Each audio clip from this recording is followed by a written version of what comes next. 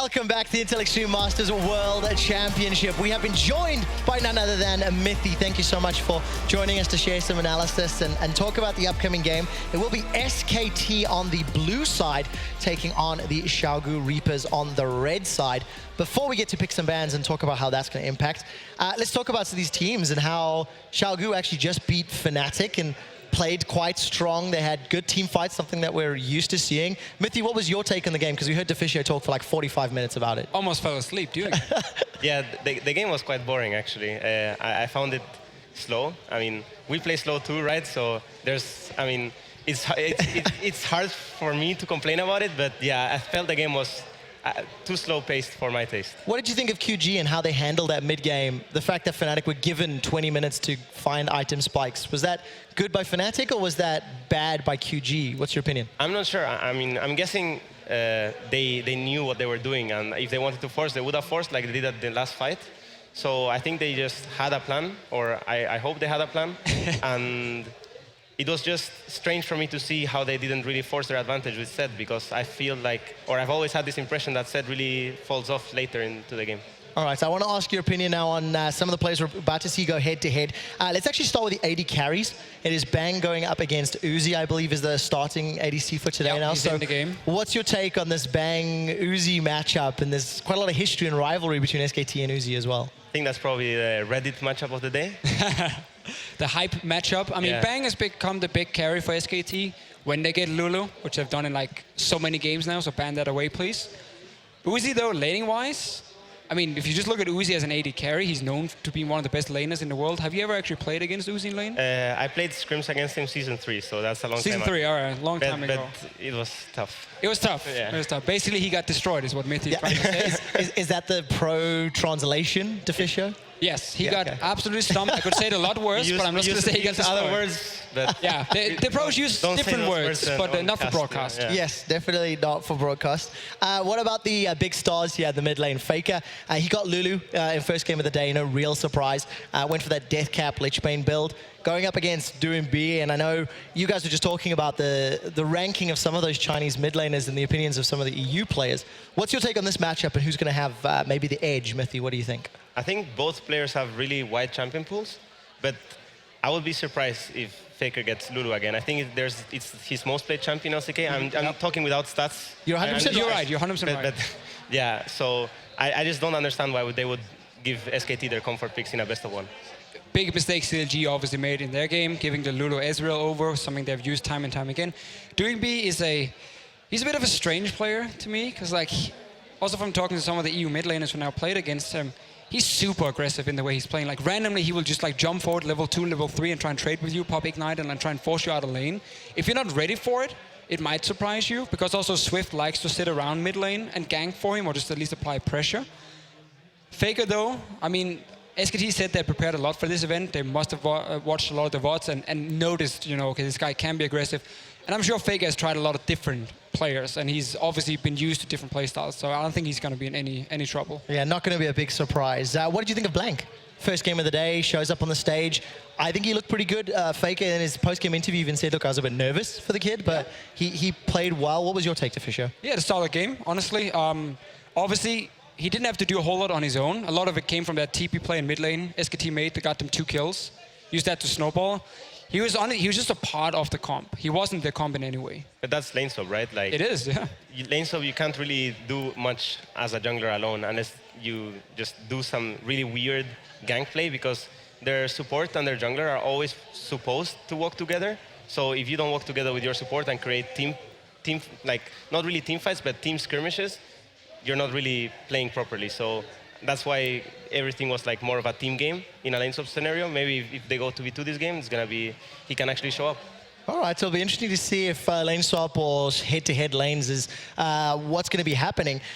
Reminder again, it is 6.3. We're getting closer to picks and bans. We saw some shots there of QG with some technical staff on stage just a minute or two ago. I have a question for Mithy, actually. Sorry to interrupt. You do your thing. With the pick and ban phase coming up, with QG, we always talk about Alistar and Braum being the 2 picks to go for. Last game, Fnatic left the Braum open. He got first picked. Did you actually like first picking Braum, or do you think it was purely because it is one of the 2 champions that support can basically play? I mean, for our team, if we had to choose between Kalista or a champion, would probably choose Kalista. Right. So I guess every team has different priorities on different champions and so on. But I was not like, I didn't like it, right? From my perspective, how our team works and how we really like Kalista. But maybe they just don't care. They're comfortable playing against it, and they're comfortable just leaving it to the enemies. So I'm glad we agree.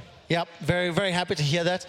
For you guys at home, just a reminder once again, jump onto the theScore eSports app available on iOS and the Google Play Store. We're about to jump into Picks and Bans, and if you have the app, you can track exactly what is picked, what is banned, what scores are secured, and you can keep up to date with all the news and information as SKT are getting He's ready, man. He's pumped. awake for this game. So, Mithy, we've brought you in to help us out with some picks and bans for this particular matchup. And straight out the gate, SKT are actually banning Victor towards 2MB. We know he's very famous for his teleport Victor plays. And Monty will be very happy to see the Corki banned. Even if it's not picked, he likes to see that picked or banned in Champ Select. It just has to be in the Champ Select. Victor, SKT basically doing the same thing, target ban with the first one. They banned Bard against Afromu in the last game. That's what you can do on blue side. yeah, on the Braum ban. Oh, okay, That's so interesting. similarly, I mean, obviously SKT will not first pick the Braum because they are like most teams in the world. And that means you know that QG can take it in first rotation if you first pick Nidalee, like we saw them do for Blank in the last game, or a Kalista first pick for Bang. I think they're setting up for an Alistar first pick, maybe. What makes you say that? Because they're banning the Braum, and they're the two strongest champions right now are Braum and Alistar. So first picking the Alistar is going to give Wolf a lot of playmaking potential, and he plays a very mean Alistar. At least I got to experience that at Worlds. So What's the next step then? Now we see Nautilus banned away. How is the team communication going with the champions that are available in your mind, to Fisher? I mean, QG knows what SKT is trying to do then and say like, hey, let's leave, let's say a Kalista or a Nidalee, both of them open, and then also Alistar, and say, okay, you get the Alistar, we pick Kalista, Nidalee. And for most teams, that would be an absolute fantastic first rotation or second rotation coming in. Now it's the question, do you want the Alistar or do you want the Kalista? I think that SKT was just setting up different first picks they could get. They could get Alistar. They could get, for example, with the Nautilus ban, maybe a Poppy, if they like that much Sure. to Trundle. But since Kalista was not banned, just like our team does, just first pick Kalista, and if they get Alistar, it's whatever. With Kalista is stronger. That's a lot of people's opinion. So just stick with it. And also Alistar, obviously in lane, is often aiming on just trying to like stay even, like just heal up as much as possible. He does suffer a bit against some of the range supports, don't you feel? Like against like a Bard Kalista lane, Kalista Thresh lane? Kalista is bad, but honestly, first of all, I am very, very salty about Alistars that are maxing heal. Well, some of them are at least, and they're just trying to survive. Yes, I think it's terrible. Very, very bad Okay. idea. More than 2 points in heal is just... Waste. Yes. So what would you do in a situation where, let's say Wolf picks a Thresh here and gets the Thresh Kalista lane? I think Alistar Lucian can lane against Thresh Kalista if you don't screw up. Okay, I think you're going to be pressured all the time, and Thresh is going to be able to have control of the river, and it's going to be tough. You will most likely want to lane stop it, but you can lane it. And I wouldn't put more than 1 point in heal in that lane. All right, no heal. That's what we have to keep our eyes on. Next to Lockheed's Gragas there for Blank, as well as Fiora for Duke. So pretty good frontline split push power. Decent engaged with Kalista ult as well. How do you reply to that if you're QG, Mithy? Well, they have to first decide what Kokomo is open, right? But Kokomo is pretty bad against Gragas and Kalista. So they have to first make the decision. Do we want Kokomo? Do we not? And then what kind of comp do we want to run? If they have already the Lissandra, so they can set up for example, Lucian, and then just an aggressive comp that can kind of fight the aggression that the blue team is going, the SKT is going to pull off, or they're just going to go for a safe Ezreal pick. This is don't normally really like that. Yeah, QG normally likes to play Ezreal, but I think Ezreal into Kalista is Yeah, you just talked about this whole how Alistar Lucian, if you are extremely good, can actually stay even. In the 2v2, Ezreal would not have been able to do that. Obviously, that would have been a very defensive lane. And with Swift locking in that Graves, he's currently undefeated in the spring split in LPL, 5-0. So he's got a very comfortable champion. And going to add to that aggression that maybe you were talking about, Mithy. Yeah, both teams just want to be aggressive right now. They have a lot of burst right now with the Graves Lissandra combo, and also the Alistar to either follow up or start the wombo combo. And now SKT has to decide. They already have a strong split push going in with Fiora. Ooh. The Nautilus is banned, so I'm not sure what the purple team is gonna last pick. But SKT just needs to set up a strong foreman right now. So they just need to pick like a mid laner that is either good for 1-3-1 and leave the Kalista mid, or just have the Kalista go on side lane and put the mid laner mid, which I don't think is the best call right now in this meta. So I think the LeBlanc pick would be fine, and then just the Bard to pressure the lane bottom lane and make some plays. Ult the Lissandra maybe before she ults in. Just get a strong foreman. Let Fiora win the game. That's usually how it works with Fiora. And this will most likely push Lissandra into the mid lane. A lot of mid laners like the matchup into LeBlanc, at least.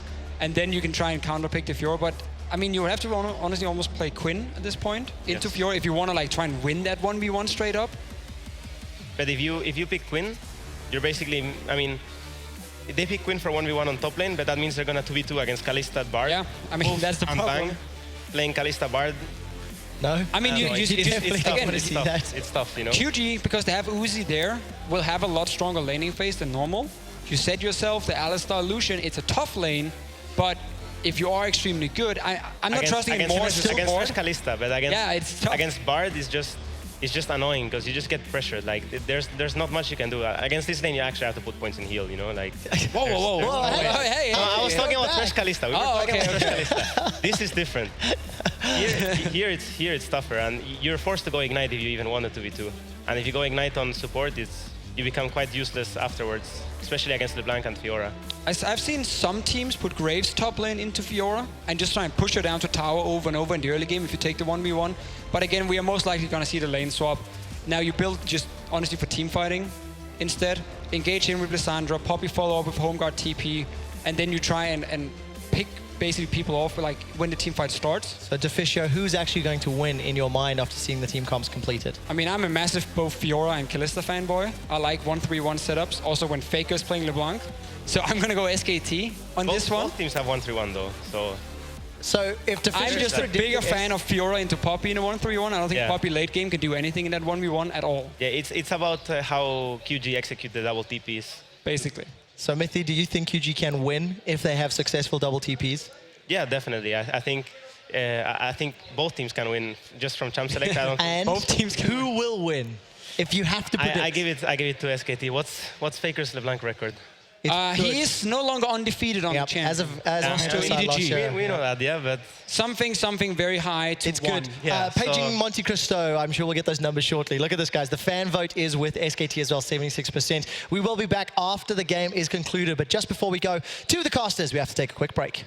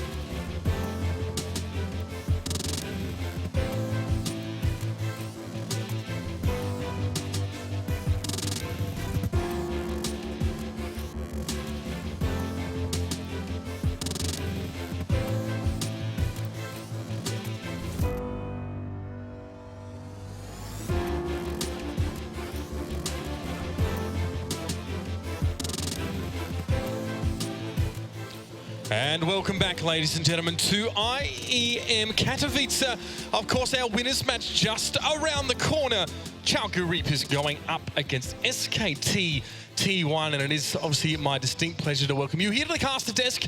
We've had some fantastic games so far, and I hope you've turned your headset volume down. If you're here in the venue, then I'm sorry, you're just going to have to deal with that. I am here, of course, with Crepo. It is the classic WTF to Mitch's desk. Good to have you here, my friend, and we have an absolute cracker of a match here to be looking over. Yeah, have you ever asked your Mitch for other Mitches? Well, now you can. Depends which Mitch is Mitch. Exactly. Anyways, going into this game, the first thing we have to point out here, Faker, I believe like 12-1 right now on LeBlanc, something crazy. I know he was 12-1 going into that famous Game 5 there at the MSI when he got counter-picked, baited into LeBlanc, counter-picked with the Morgana. No Morgana shenanigans coming out here, right here. So Doanby playing that Lissandra in the mid lane. Should be an interesting matchup. Definitely the pressure advantage with Faker having that Ignite though. So need to see if QG crumble early. We are now on to the Rift, and it is Doanby on that Lissandra, who actually is not one of his most feared picks. It's normally the LeBlanc or the Victor or the Kassadin that he's feared on here. We'll have to see what he can show us on this champion. And yes, like you said, no teleport for Faker. So let's see now what the early stages of this game have for us. We saw SKT with a very interesting start to their match against CLG. Crepo definitely didn't seem to be super confident. Yeah, overall, ooh. I wonder if they're actually going, oh, see the pinks? Oh, they're doing it. This is the ultimate cheese. Luckily for SKT, or for QG rather, they're actually opting into the lane swap. So this cheese is absolutely fantastic. This is like the Parmesan of Bard, your level 1 portal over the wall. It only works though if the enemy wants to 2v2 you, and given these matchups, which are absolutely brutal, Lucian, Alistar into Bard Kalista just simply can't lane it. You have to lane swap. So SKT kind of relying on QG's inability to lane swap and then hoping that they would pick the lanes. Luckily, I mean, if this cheese works though, like if they actually start the Grump here, the game is almost over from level 1. Would be absolutely devastating. Just as well to have the resident Bard expert on the caster desk for this one, but Chalku actually seemed to be heading in the direction of this blue buff area, and it is Duke now forced to back away through as the walls do come up here. So QG already getting in on towards SKT jungle, and of course this will be reciprocated here. Yeah, QG do the 4-man invade that they actually did against RNG, which got super punished because in that game RNG predicted the lane swap and they were already hiding in the top lane, and then obviously QG was forced to operate under experience disadvantage in the 2v2 top. Now the level 1 actually plays in their favor due to the peculiar strategy that SKT was running, only just by a margin though. This is like a slight tempo lead, if anything. So SKT don't lose too much for potentially going for quite a big play, I guess you could say. It's more, and of course Uzi going to be on that top side. They're fearing that burst trade potential from the Kalista and the Bard. Of course, they are trying to pressure down, and more just takes a little tower hit for his trouble, but they do now move up and pressure on to this turret. Yeah, wave hits, top laner joins. Guess what? The jungle's going to peel off. Maybe take Skull, maybe take Chems on the other side of the map. SKT is doing a lot slower push. Let's pan over and see what they're doing. So the wave built up a lot slower, and it's actually not even that big of a wave, so maybe SKT did a slightly different approach. Anyways, that wave's gonna hit. They are behind in tempo though, quite significantly, so that's, need to watch if QG can actually make use of that. The one match, ironically, a week before they faced off against RNG, QG also had a tempo lead, and they completely botched it by blind swapping and starting to fight instead of just pushing out the next tower. I mean, look at the HPs here. This tower is on 75, while the other one on the other side of the map is about to go down. QG definitely with that advantage. They've been able to work with it, at least for this part, and then we'll get that tower. But I guess the question is now, where to from there, and how are they going to exacerbate that advantage for them, and maybe make that manifest into a material advantage? Yeah, in standard lanes, they just don't get it. Yeah, they need to do an extra wave right here, QG, a little miscommunication here. So what they want to do is obviously wait for this wave to die, bounce it backwards, V catches the wave, the bot lane bases. You always want to leave your top laner in with a tower behind him so he can never get caught off. So V bounces the wave right here. He's going to hold it here as long as it takes for SKT to then base themselves and run up top. That is the condition where V has to back off. That means when you kill a tower so early, you get 2 extra waves, 3 extra waves on your top laner, and you kind of win the lane swap from there.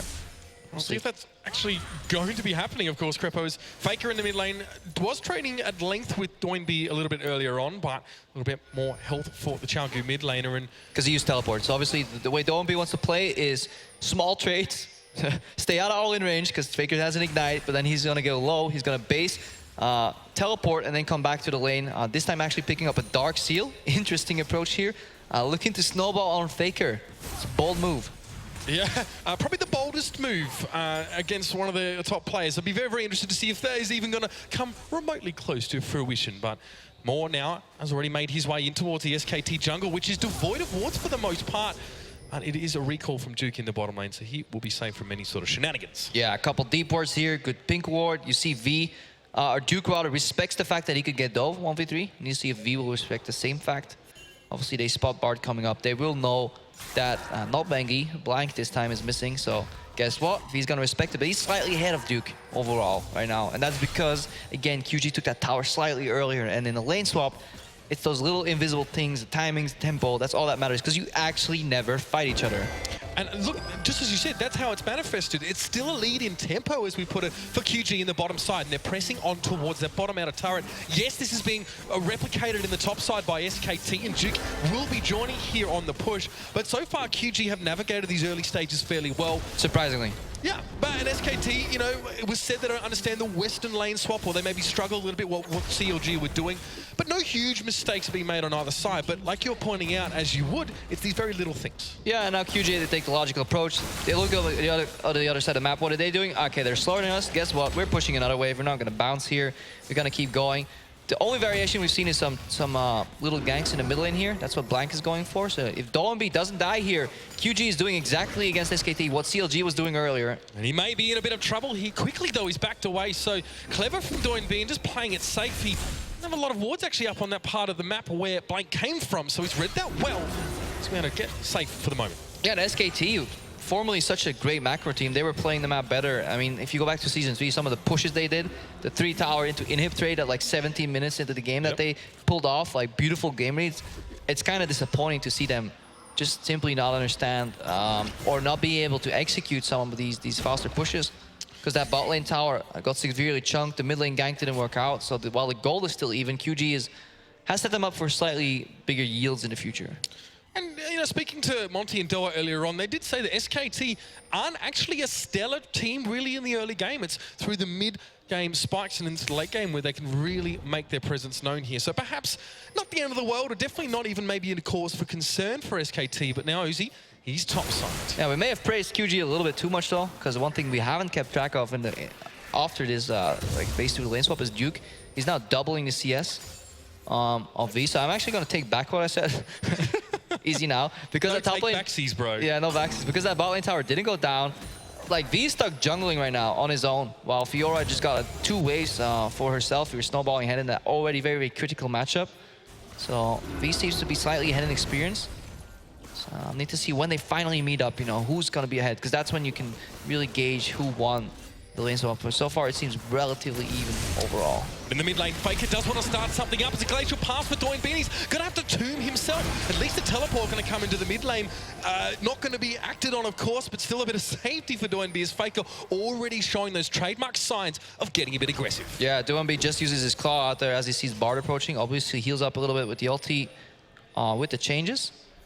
See SKT being pushed in the top lane right now, while they're pushing in a massive wave in the bot lane, but again, slower. Tempo on the side of QG. A little bit of level disparity or farm disparity between the top laners though. But at this point, looks like they will actually never ever meet in this early to mid game. They just keep being swapped around left and right. Yeah, both teams almost a tacit agreement just to keep to their own sides of the map and push on, but this could be a little bit risky here. Xiaogu pushing on towards this inhibitor turret, and Doinbean going to be teleporting in. He's TPing on a creep to keep the creep alive longer, so this is an early inhib tower taken. SKT, this is 8 minutes 30 in the game.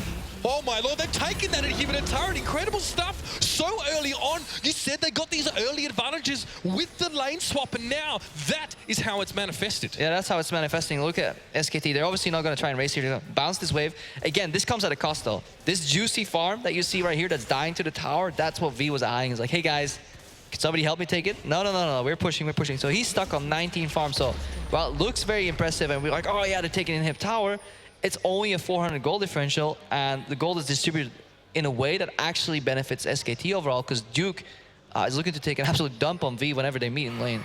Double CS at the moment. Already a pickaxe in that build and boots of swiftness to boot. So he's doing fairly well, of course, and I have to see if he can exercise that in a split pushing sense. For now, he's just been trying to farm up and make sure that he will 100% be relevant later on. Posturing towards Baron, though, is QG. Yeah. They're going to go for it. So. Yeah, obviously not the Baron. Doinb gets caught here. Oh, beautiful chain CC, and he goes down. Yeah, easily enough there for Faker. It's very, very quickly, of course. That's how it's going to happen without the block. And Xiaogu working on this dragon, but a teleport might be coming in here. SKT don't want to let this one go for free. Red team does get the dragon, Xiaogu, but now more might be caught by the chain. Duke comes forward. He thought about the backline, but he just turns around and cleans up the cow. Wolf going very, very deep. He wants to hit a binding, but he's too far forward. V catches him out, and now Faker going in. Duke very, very low. Somehow, the great escape. No! Uzi shuts him down. Now Uzi might have troubles of his own. It's blank and bang, bang, pressing in towards him. The rend was good, and of course the javelin throw is going to finish it off. Bang! Picking that one up. A very back and forth one. SKT losing Duke and Wolf there, though. Yeah, the back end of that chase was a little bit too much magical turns. This is a beautiful opening. A portal. Doinb gets caught, surprise. Good E-flash here overall from Blank, because Doinb was looking to see, can I ulti out of the binding, but they didn't see the flying Gragas coming.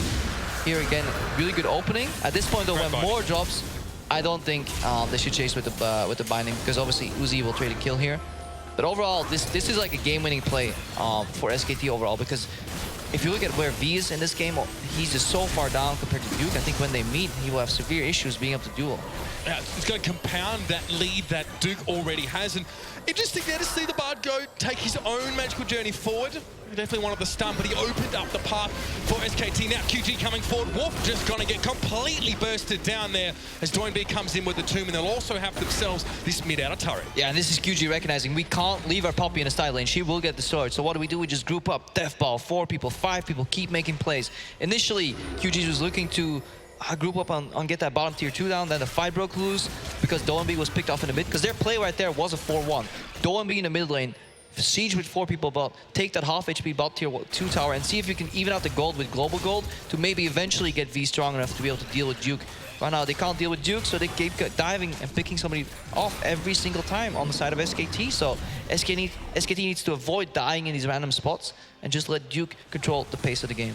Xiaogu going to back away from mid here as well as Doinb threatened for a moment, but he will have a wave to push up that SKT need to deal with now. Where the rest of Xiaogu going to come from? They all backed as well, so Doinb not going to have too much help here, and Faker coming forward as well. Does lock up Doinb, and it's going to be an easy one. Wolf actually picks that one away. He gets the magical journey out to safety, but V's not done. He goes in towards a Faker clone and is not able to get that kill. Yeah, another pick off here. Doinb drops now. Action on both sides. Doinb trading his life for the defense for the tower, so hopefully things finally slow down. It's been a lot of action so far. V's looking at that top wave. He's like, juicy farm. Freeze. He actually may have to freeze this for a little while to somewhat get even. And then SKT will play the map 5v4. A limited wave clear. Yeah, we got some calling in the mid lane. Once the Soundwave comes back, it's kind of okay though. QG looking to hang on while they get the Poppy back into the game. Important for QG to have maintained that tower, although you know, he's Doinb as a result. Faker, of course, 1-0 and 2 right now. Oh, Morse cornered. An attempt to try and catch more there with the Tempered Fate. They'll just do it the old-fashioned way. A Cultic binding, locking him up, and Blake going to be able to knock him back across the wall to pick it up. Yeah, and this is QG not respecting the fact that they have a Poppy just slow pushing on the top lane, still freezing. You can't go for any semblance of an aggressive play. And yes, moving in your own jungle at this point is an aggressive play. You got to just hide under your turret while you wait for that Poppy to scale up. Already double CS on Duke. He's not letting go. He's continuously pushing in any empty lane he can find. He's just soaking up the farm, and SKT is making picks in the mid lane as well. So this is like the 3rd time they go over that exact wall for a little pick off, and it just keeps working. QG being called close to their middle outer turret here. There was a bit of talk yesterday about Haunter on Fiora, that NA might finally have their signature champion, but I think North America Duke might like a bit of a chat about that. He's definitely gearing himself up here to just be ferocious later on. And Wolf as well can step forward now. You can see SKT, there's almost a sense that they're confident in establishing some of this deep vision, even with that middle outer turret up here, and it might threaten V. Yeah, portal comes over. V's kind of fine out. They just want to break this freeze, I think. Bang and Wolf have been had enough of getting V back into the game. This wave is the exact same spot where we saw it 2 or 3 minutes earlier. So that was V just stalling out his lane, but it came at the cost of map pressure, and SKT is probably not the team you want to give too much map pressure against. Almost Faker just throwing out the chains as a warning shots. And like you said, Crippo, if you give SKT an inch, they're going to take a mile and then some. Bang and Wolf have moved up to the top side here, so now V can't really just sit back and freeze this one up, can't give himself that farm and get himself back in the game. The one kill under his belt is definitely going to help, but against Duke, who just continues to ramp up, now he's in the bottom side pushing, and SKT are using this Fiora loose end very well. Yeah, QG, they're actually a team that's very good at diving, so they know if this scenario keeps playing out, what's going to happen eventually is a 5v4 dive in the top lane with Duke teleporting in. That's why they peel away the Lucian from bot lane, very long lane, put him mid, and then V's gonna base, and just now he has to match the Fiora. We can't leave teleport versus non-TP in a lane, because otherwise there will be a members mismatch that somewhere SKT will dive, especially since they can create very new rotations kind of with the portal. Like, you can kind of go faster to the jungle, you don't have to go to conventional spots, and you can really make some picks. This wall here, where you see Wolf hiding, seems to be his favorite spot. Just go over, portal, get a Q off, get the control. Adamant about getting some vision in that area, Wolf, so he can just throw the Magical Journey up and send his team on a collision course with QG's face. And we've also seen him use it to try and flank them in strange ways or even chase down. So Wolf, you know, and that Bard pick up, we thought, okay, Alistar had to be given over to QG, no Braum available. But Wolf so far has made very, very good on this Bard pick, and of course he's he got himself Moby boots as well, just to be speedier getting around. This might be a repeat here, Crepo. Yeah, he can't go over blind. That's why he's not going over, because QG this time is grouped here, and that's what they do best. Tempered Fate coming down onto Blank, but he's more than happy with that. He altered himself. Doinby now going to get pressed here. He's going to be back up against the wall. He's very, very low, and V comes in. Charges onto Duke. Faker again gets Doinby. Oh, Duke lives.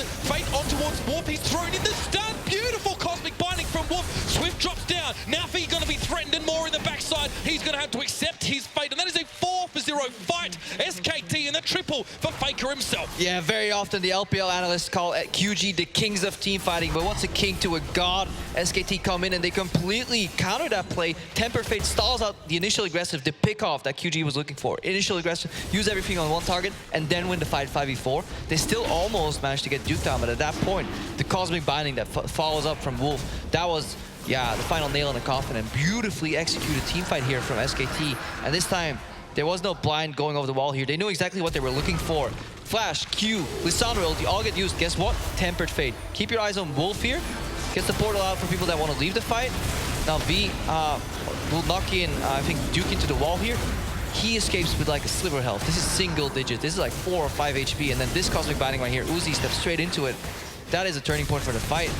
SKT, beautiful execution. And you know, we don't often see Tempered Fate being used in a defensive way. Nope. Normally it's to set up fights, but beautiful use of it there by Wolf to protect Blank from being blown up. Yeah, ironically, the only way you want to use it defensively is somebody's CC'd, so they can't actually flash out of it. You don't really want to screw over your team with a bad Tempered Fate. Yep. So that is one of the few usages.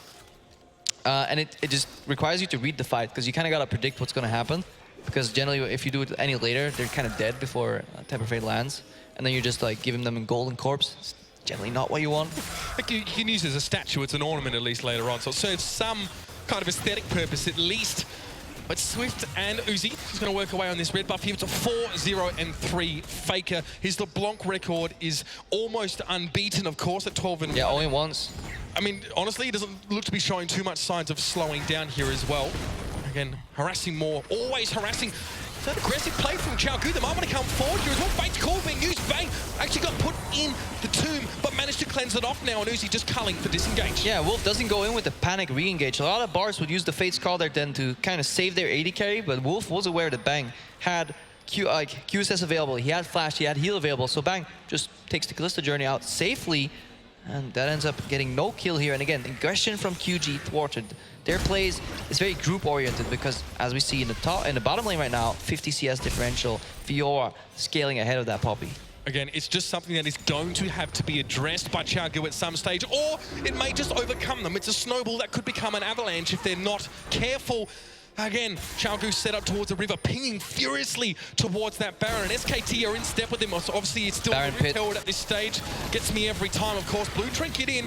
Chaogu, though, should have this one. No, Tempered Fate on towards more. Probably not the primary target, but still. Teleport coming in. It will be done. Fee, he's in the middle here, waiting for the rest of his team. He's got to back off as the explosive cast does not QG aside. This could be a slower fight here as Doinby is going to be caught up. He's going to drop eventually. That's Bang to pick that one up. Faker going in towards the back line. More quite low here. And And V, surely not. He can't even flash away from this one. He is taken out. That's another one for Bank here. He's activating just like Faker. Wolf getting in on the action, and Uzi trying to back away. It is all about Bang right now. And Swift just has to walk away with his tail between his legs. He might have 2 shells. He isn't going to be able to use them at the moment. Yeah, absolute panic play by QG. 4-man rushing the Rift Herald as seemingly a lost option, and then the bar ulti comes in here. The only worrisome point is where Wolf kind of misses the predict on the Lissandra, but look at how well and how patient SKT are. Look at the space they're leaving between their opponents. They're focusing Doenby, and 4 other guys are not doing anything in this fight. QG is not doing a single thing. One by one, they start entering the fight. Faker steps in, forward, backwards, forward, backwards. The threat of Faker doing damage is more efficient in this fight than Faker actually doing damage. Yeah, and then the cleaning crew comes in. He's just stood there, and Gu gives so much space. You saw Keeper's Verdict as well from V, only going on towards Blank, who'd already sort of used all these bursts, and he'd used these ultimates, so not such a factor. And it all going wrong at the moment for Gu by the looks. And we thought this would be a slower game, Crepo. 20 minutes just coming around, 16 kills, and SKT are stacking them up one on top of another here. The gold lead as well, starting to blow out almost 6K. Yeah, just the early game, it forces QG's hand into very predictable movements. And while SKT have been sloppy, they're still hopefully sometimes a smart team, and when you play a super predictable style, which is like you have to fight your way out, there's no other way out of this situation where QG unfortunately put themselves in than to fight, and SKT reads into those fights beautifully, and Faker showing why he's such a good LeBlanc player. At no point does he go in, but it's the right choice sometimes not to go in on LeBlanc. We can't stress that enough. Yep. Zone is sometimes far more important than actually using the spell, and demonstrated by the last teamfight by SKT. And QG do show a tendency to pile on in those fights. SKT just micro back and forth, getting some poke down until they had the juicy target that they wanted to pick off, and of course they did. So now it is looking pretty grim, of course, for Gu, as Blank is going to head up top side there and just push more back, as he and Uzi were hoping at least to make some ground here. Faker setting up deep. Yeah, this is in the LPL where QG hope to surprise their opponents. If they fall behind in a similar fashion, they just fight, they literally fight their way out. They are dubbed the Kings of Teamfighting because they're so damn good at it. They have more on Alistar this time where you can usually peel, but it's so hard to reach any of these SKT members, and SKT a very much so slower approach to this game. Duke split pushing, he's controlling the pace. Once that wave hits, guess who shows up? V, he has to reveal himself, then Duke can peel off, maybe join the fight, or go for the 1v1. Calm and collected here, backed up by Vision. This is the kind of the SKT that we were hoping to see more in the LCK. And this is Duke 100 CS ahead of his lane opponent in V. And he's been involved in 8 kills for SKT, the majority of them. He's able to be, multifaceted in his approach here. He can split push that lane, but you better believe when the fight starts, he is there and he hits the ground running, of course, getting involved. 7 assists for him, definitely a strong showing, but SKT, unlikely that they'll take their foot off the gas in a big way for too long. They are backing up now as well, securing their own territory, but Faker and Wolf always chomping at the bit here in the mid. Yeah, they're just going to use the objectives to force pressure and then force QG to enter in a bad fight. They're not going to straight up fight them because there's no reason. They're just going to keep taking dragons, eventually the Baron pressure, split push, force QG to make a predictable play and then counteract it with the Bard. Bard is so strong when people run at you because it's so hard. When you juke, you can juke at Cosmic Binding, but you never can predict what the guy behind you is going to do. Yeah. That's why you see so many times people like, they screw each other over. Like, yeah, I told you to go left, I went right, and then they both go left, and you both get stunned by that Cosmic Bard and Cosmic Binding overall. So that is really hard to play against the Bard because you have to rely on your teammates to not proc the stun on you. Definitely a test of trust and faith in one another here. SKT seem to have that in spades though, and they're pushing in towards this middle inner turret, and the amount of damage they've done in one small push, the wave still standing as they moved away. They're looking really, really frightening now coming forward, of course. And QG, again, can you just find your way out of this? I mean, QG look like they've put themselves in a position now where even the Kingdom team fighting are going to struggle when it goes head-to-head with SKT. And yeah, we could have seen a play there where you see Doenby flash to ultimate on Wolf there, but because of the Kalista, Wolf can play so far forward without getting caught, because even if he CC'd, he can get face called out. So Wolf was technically overextending there beyond limit, because one flash R from Doenby into QW, and he's just straight up dead. But he knows that he can rely on Bang to just get in range, face call him out. So it's so hard for QG to play into this at this point. Again, Wolf and Blank and often Faker always pressuring around this particular part of the map. They'd love control of, obviously, that pit and the red side as they want to pressure in. And you could see earlier on, Faker just taking the cow for a walk there, always harassing on towards more. Wolf He's spotted out in that bush, and he won't be able to recall there so easily. But again, I mean, let's just do our regular check-in on how much V is getting wrecked in farm by Duke, and it's still a distinct lead for that Fiora. 210 here, and Chaogu, they value control over this part of the map here, trying to clear some wards away, and they're thinking about Baron, they're thinking about Hail Mary at this stage. Yeah, getting Flame Horizon at 100 CS, that's on Poppy into Fiora, that's a grim thing. That's never something you want to see happening. And that is something that may happen later if QG do go down here when they play against CLG. They get the Tempered Fate, though. Looking to Q the bind here. Doinb should just drop pretty easily there. In fact, a fair bit was actually used to secure that kill, but now you can see why it's so important. Fate's call coming through. Wolf is going to get the knock-up on Swift. He wasn't stunned towards the wall, but they got the turret. Yes, ultimates were used by SKT, but they're still going to be able to press forward and take that advantage. Yeah, Wolf is just showing why many consider him one of the best, if not the best supporter in the world. Over at Worlds, just playing fantastic so far. Really showing Bard mastery here. Something obviously I enjoy very much. No doubt about it, Crepo. Uzi there, culling away, just trying to kick these waves and pressing in towards QG. And it's not just the waves that are pressing in, it's SKT and of course the inexorable darkness to follow, of course. 25 minutes in here. We would call this early compared to a lot of the games we've seen so far this weekend. But SKT, look at this lead now. It's still extending, about 7K for them here. And it doesn't look like it's going to slow down anytime soon. Yeah, it's just, now it's a matter of now, if SKT take the Baron, more so when. Faker defending that ward, that brush there at least, he's on a ward. He now knows that he's on a ward, so nobody's going to blindly juke away. He likely knows that he's spotting. Just buying some time here. SKT pushing out the sideways first, then they want the vision, then they can make the objective play. Duke has the pressure. He's a little blind though. If you look at the Fog of War, he only has that one lonesome ward at blue buff that's defending him, so he's relying on his team to kind of get vision on the other members. Otherwise, he will have to back off very soon.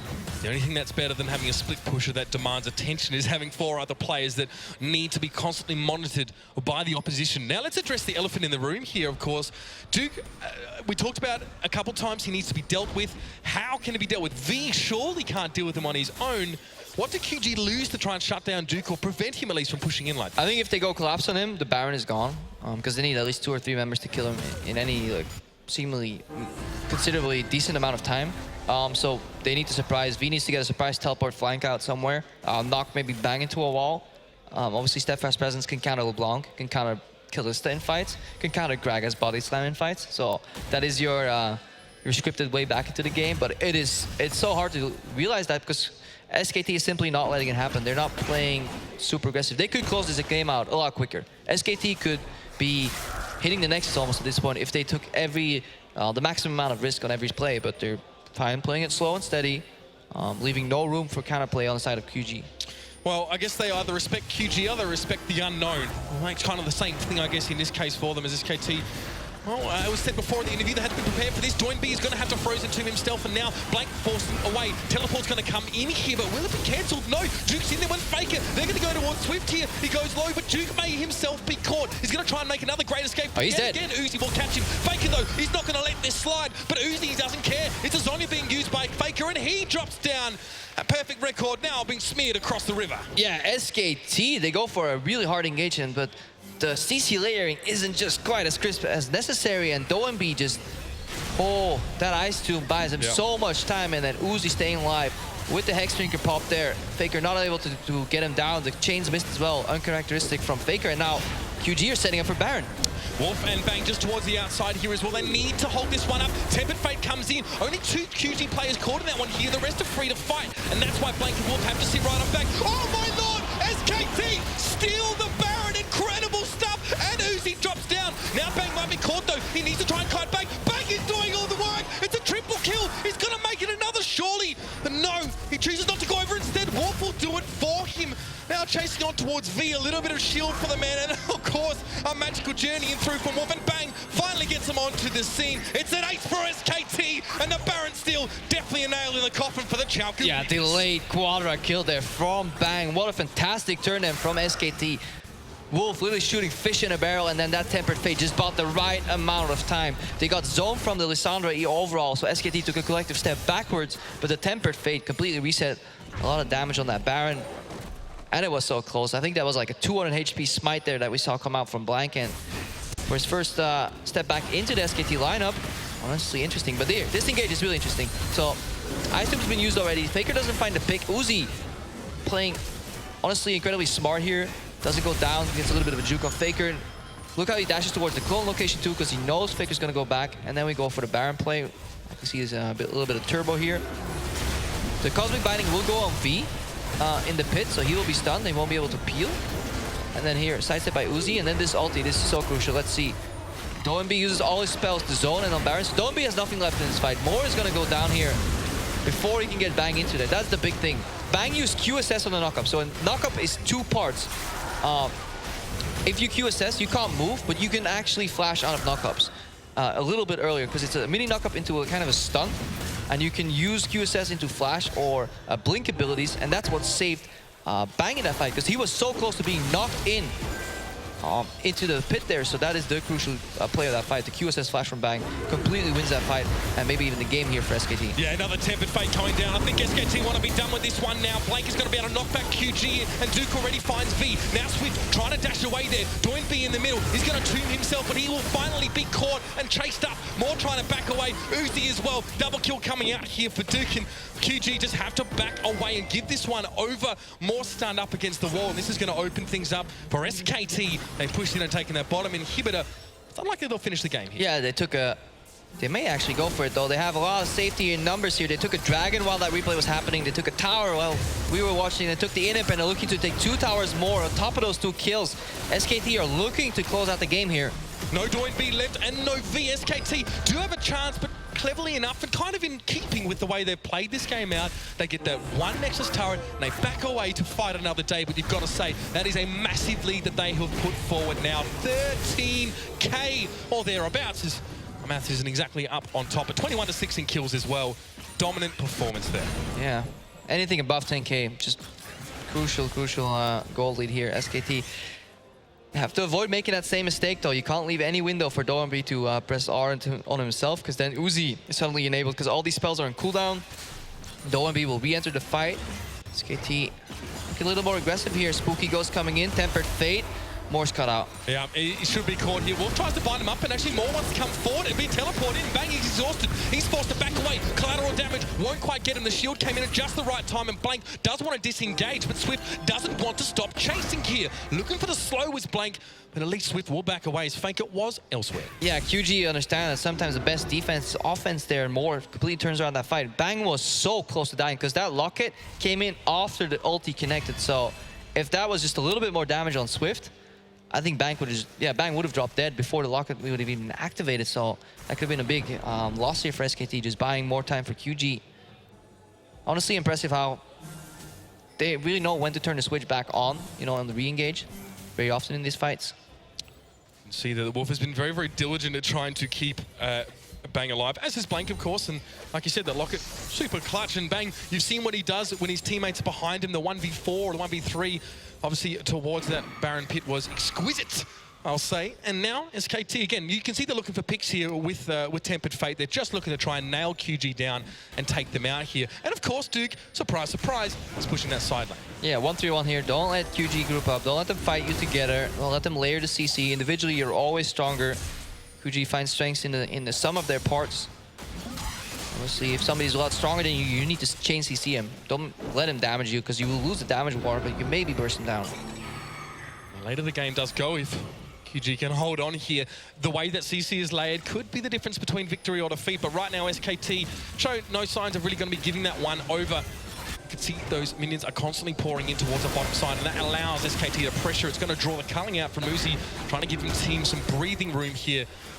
Yeah, every time somebody catches a wave here, obviously the Poppy Steadfast Present doesn't work on the return to your distortion, only on the additional distortion, because it's the dash that turns into a blink. But every time one of those waves crashes in the side, in the top lane, and somebody from QG steps aside to peel it away, that's when SKT wants to step forward, take down that middle tower. Duke just being a thorn in the side here. He's escorting those super minions in towards the base, and V can't really deal with them effectively at all. Duke's more than happy to fight him, and remember, that Nexus turret is down. You couldn't see that yourself, so Duke can always harass in that vicinity as well. Yeah, but SKT failing to really make that push work, because the top lane needs to be pushed in as well. They really need to spread QG a little more thin. Obviously, SKT don't need to close right now. 3 dragons on the board. Baron spawning soon. They have Kalista to make any Baron 50-50 into like, what, an 80-20, 90-10. especially if Blind keeps smiting the way he has already. Pretty much a guaranteed Baron, unless there's a fight. SKT taking it slow. They're not sleeping on QG at all. They know, I mean, QG's reputation precedes them as being prodigious team fighters. And SKT doesn't really want to throw caution to the wind and maybe lose it there. We saw what happened yesterday, of course, with a failed Baron bait for Team Solo mid. Yeah, and Wolf will go off fully investing in Operation Bang Bang here, giving the crit item Zeke's Harbinger. Ironically, that's the only time you can really build it right now is on champions that it's kind of bad on. Back in the day, you wouldn't really build Zeke's for Kalista. Or for champions that didn't get too much value from crit or didn't build too much crit. But nowadays, it's the only time you can because all these conventional carries like Lucian, Caitlyn, etc., they're already building 70, 80% crit, rendering the item kind of useless.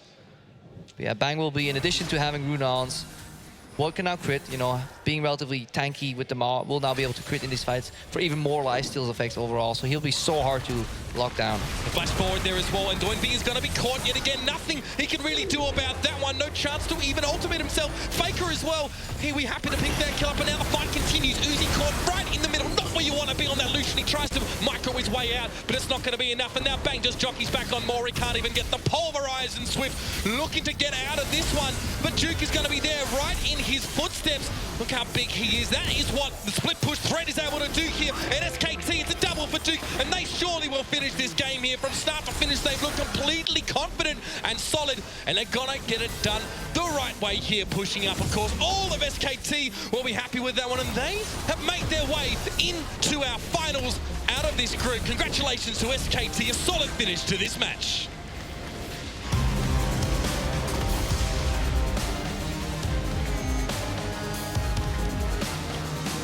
And straight through to the finals for these guys. This is the way the tournament structures work, in 2 wins and the best of 1, and you are through. And now QG have to start thinking about how they're going to make their renewed push, of course, for their own finals berth. Yeah, QG one best of 3 separated from potential 2nd seed here. SKT taking the expected 1st seed, 2 best of 1 wins, 2nd one more convincingly than the 1st, and this just gives you, for me, even more interest in seeing QG play, because how crisp their team fights have been.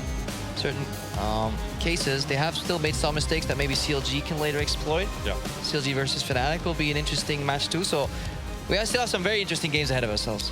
Absolutely, some incredible plays in that game, especially from Faker 6-1 and 10, and Bang 11-0-10. And guys, if you enjoyed the plays here and you want to make some of your own, of course, you can use the Plays.tv app in the Google Chrome store, and you can cut and snip your own highlights and upload them. Share them with us as well. I had Plays TV for my stream. Still not making any plays though. Yeah, I mean, well, that's it. We do want to see some Tempered Fate usage here, maybe even in a defensive context on your teammates, for better or for worse. Yeah, I need fails.tv for my one. Either way, ladies and gentlemen, it's been great to have you at the desk. We're going to pass it over now to our experts to break this one down as SKT1 move forward into tomorrow's play. Thank you very much, Uber. I am joined by the expert Mithy and some other guy as we're going to break down Damn, this, the camera's not even on me. this performance. SKT come out swinging and truly just dismantle the Xiaogu Reapers. Before we get to a couple of replays, Mithy, talk to me a little about the lane swap and how good or bad it was for QG to actually knock down all those top lane towers, technically exposing the inhibitor, but it just felt far too early in the game. I think the main issue of the lane swap came before that. At first, QG did good. They had the pace of the lane swap. They fast pushed on second wave. They were faster on the whole push situation. But since they were faster, they decided to snowball their advantage after taking the second tower, when I think they should have just bounced the waves for Poppy and then go top and then push for tier 2 on top lane and be faster on the push. So I think that's what put Poppy behind, and we could see that throughout the entire game. SKT's top laner was really, really good. He snowballed the advantage he got from the lane swap, and he was like 100 CS up at some point. Yeah, he was super fired, and we actually went back and just followed just V on Poppy. The way he was moving, he stayed top after the first tower went down to get some experience. Just no CS, just experience. Recalls when they take the bot tower, he actually has to be there, preferably, but in this case he got experience, so it's fine. He values that over the gold. But then at least he gets the wave when they kill the tier 1 tower and bounce it back to him. Because they pushed for tier 2, he went into the jungle, did 1 camp, realized he couldn't get anything on the bot lane because I pushed into tier 2. Went back and did Grump, did Raptors. Then his team was pushing top lane and he wasn't there either because he's not supposed to be. And like he had no lane to farm. I think we looked like for 5 minutes, he didn't get a single lane CS. Yeah, 20 CS at like 6 minutes. And then you're done. really Then tough. you're out. Yeah. So after the lane swap shenanigans play out and V's put pretty far behind, we've got a replay of the first blood that leads into really one of quite a few dramatic fights. Start this clip off, roll it out, and you can see DNB just gets caught out by Wolf on Bard, who had a phenomenal performance. Yeah, so just to make this even worse for DNB, he just TP'd bot lane when he took that inhib tower, and he wasn't even needed. He just TP'd in for absolutely nothing. Top lane, top lane. Sorry, top lane, yeah, for the inhib tower. So he uses TP, he returns to lane, dies. His team is now starting Dragon at the same time, and the mid lane just basically got destroyed in mid. And it's just easy for SKT to chase on and pick up a lot of easy kills. And everything is just lost, because when you use TP for basically nothing, return to lane and die, Not only that, but it's so slow. on top of him TPing top for no reason, Faker had a freeze mid on him, which made him lose from the TP. It made him lose 2.5 waves to Faker, which is not the best case scenario for you So when we you now have Faker's Poppy playing and the back. Lissandra being behind. Hold the thought with Poppy and Lissandra being behind, because we have to head on stage with Shox is going to talk to Blank. Congratulations, Blank. Fantastic game. You guys are through to the semifinals. Tell me about that game specifically. In Korea's LCK, we see a lot of more slow-paced games, not as much aggressiveness, and this one is very aggressive, very fast-paced. What was it like to play that kind of game for your team? LCK에서도 락스나 좀 잘하는 팀 보면 평균적으로 시간이 빨리 끝나는 경우가 많은데 경기가 차라리 느린 것보다는 여기서 빨리빨리 하면 더 성적이 낼 수 있을 것 같고 빨리 하는 게 요즘 대세인 것 같아요. 네, 더 좋은 것 같아요. Okay, he says, even in Champions, if you look at the way that Rock's Tigers play, they finish the game very fast. And he thinks more than a slow game, winning faster is actually, he likes that better. And 더 좋은 것 같다. Yeah, and he feels that it's a lot better to play games faster. Okay. You guys did play very fast here. You had some fantastic games today. How come you seem to be really performing well here in these games as opposed to how's it been going in the LCK so far? You even got that fantastic Baron steal. 제가 사실에 한국에 LCK를 뛰었을 때는 조금 긴장도 많이 하고 전 시즌 아무래도 롤드컵 우승했다 보니까 좀 부담이 많이 됐는데 조금 저희 성적이 안 좋고 그래서 여기 와서 그냥 부담감 없이 잘하게 된 것 같아요. 그리고 최근에 좀 심리 치료를 그 회사 쪽에서 지원해 주셔서 잘 될 것 같아요. Sorry, that was a long answer. Take your time. 첫 번째 얘기요.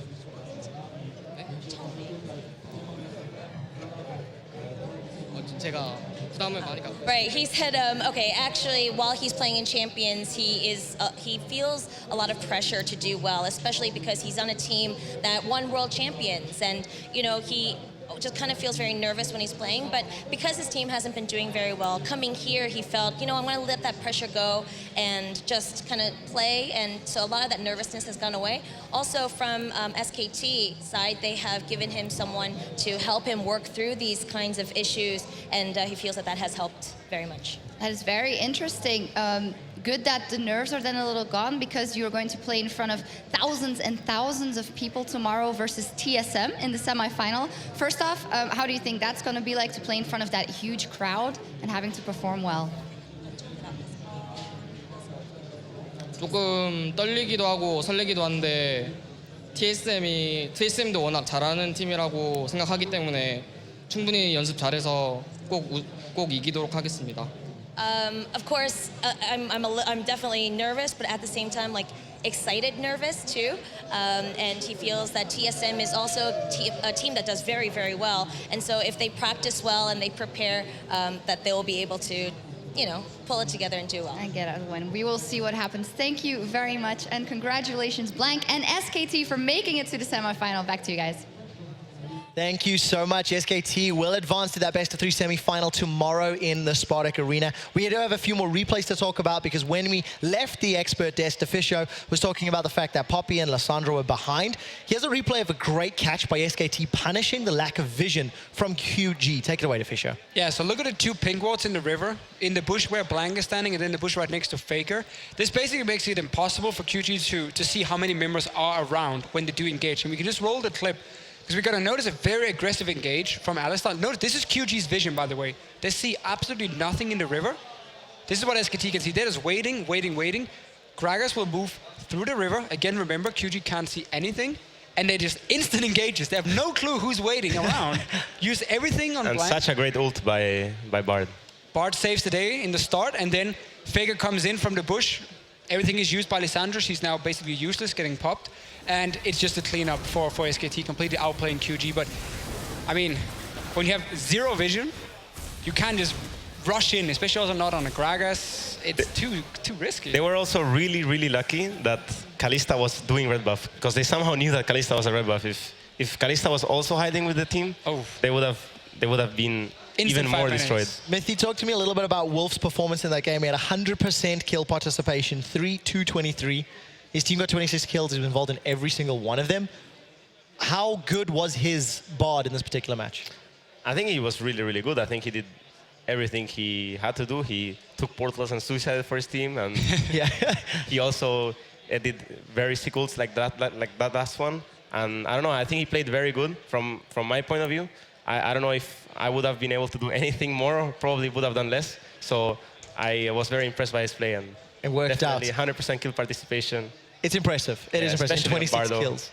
There's another replay we want to take a look at. It is the final sort of fight where there was a glimmer of hope for QG, and that was very quickly stomped out by Bang. Roll the clip out, and you'll see QG managing to get a couple of kills together. And Mithy, you were actually saying after they secure these kills, going Baron was really the only call they had available to them. They were really, really far behind at this point. I'm not sure what the score is right now. It's probably like at least 10 kills up for SKT, even more, I think. So them getting these 2 kills is really, really good by QG. But I think if they don't get Nash out of this, they're just gonna lose the game slowly anyway. So I think the Baron call was fine. It just happened to be that they lost Baron and still died, you know. But what do you think about this play, though? More staying in the pit with the rest of the team and they're staying behind the Baron because they're a little bit afraid of the Kalista instead of the Alistar going out to zone. I can understand the Alistar being scared because he has no ultimate, so he's scared of going into zone and so on. But I would have definitely just gone in, headbutted the Gragas and just suicided for my team. But he was maybe a bit too afraid, or maybe there was like different communication going on in the game. You can never tell. So I just think that the whole call overall was fine. I think if they would have not taken that call, they would have lost anyway. So yeah. It was one last-ditch effort, right? Yeah. It either makes or breaks it. At that point, you're going to lose anyway. So SKT go undefeated to the group stages. They advance to the semi-finals. We will be going to an ad break very shortly, and we'll find out exactly who is going to join SKT in the playoffs on Sunday. For now, we'll be right back.